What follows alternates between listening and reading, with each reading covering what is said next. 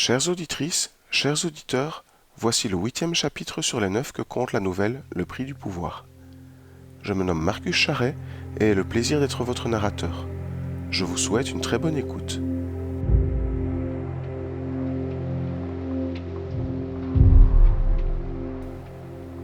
Secret de famille. Je demandais audience. Un contact de cet allié était en poste dans notre citadelle, de la même façon que l'un de nos dignitaires nous représentait chez eux. Pour la peine, j'annulai tous mes cours de la journée. La machine était lancée. Gare à qui aurait tenté de la freiner.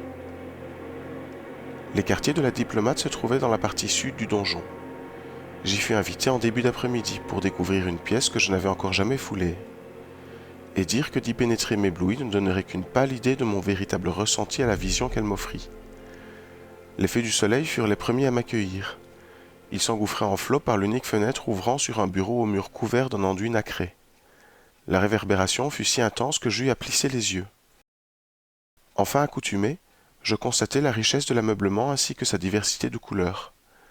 Rien qu'au niveau des armoiries de ce clan auquel appartenait officiellement cette pièce, j'eus pu croire en un arc-en-ciel capturé par une toile.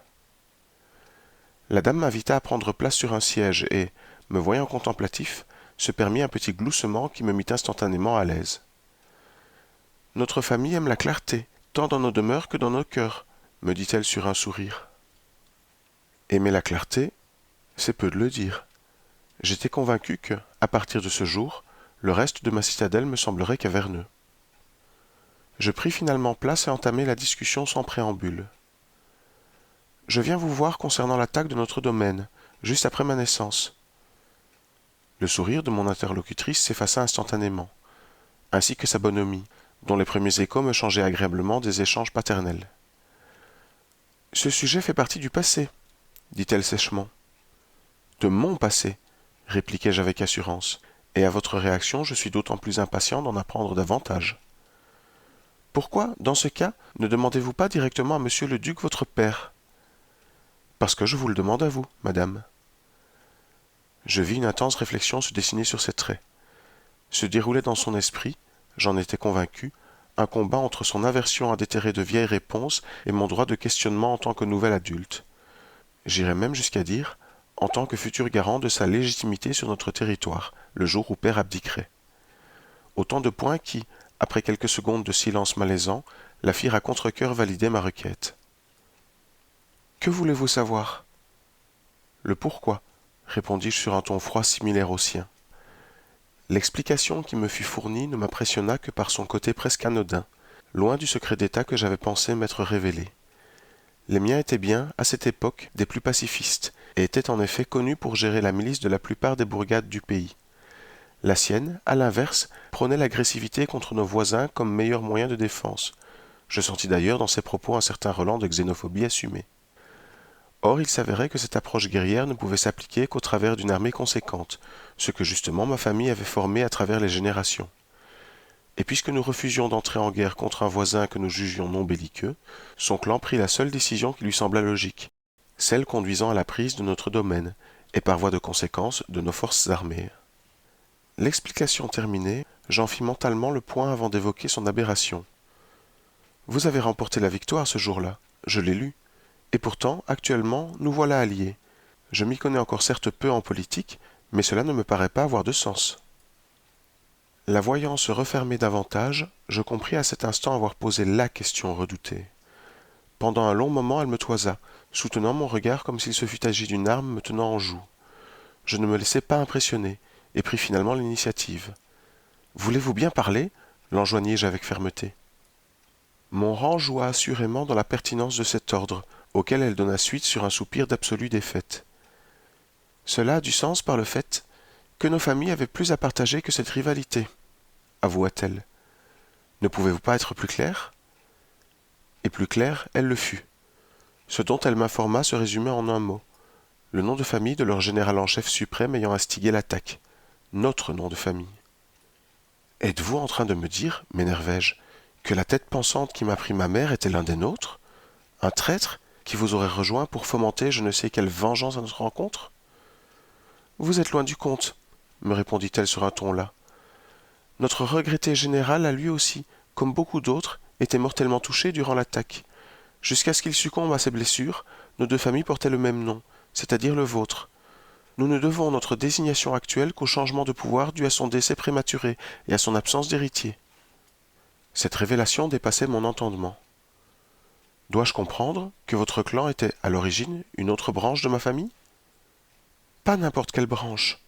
Notre défunt général n'était autre que le frère de votre père, votre oncle. Je sentis mes forces me manquer. Quel oncle? Jamais père ne m'avait parlé d'un quelconque oncle. Soudainement, j'eus l'impression que ma vie ne reposait que sur de fausses vérités. La diplomate, formée à lire les expressions, s'en avisa et me vint en aide. Votre père en a toujours voulu à son frère pour cette action, et en particulier pour la perte de votre mère qui en découla. S'il ne vous en a jamais parlé, c'est sans doute de douleur. Cette dernière remarque eut l'effet d'une bombe sur ma conscience. De la douleur. Oui, bien sûr.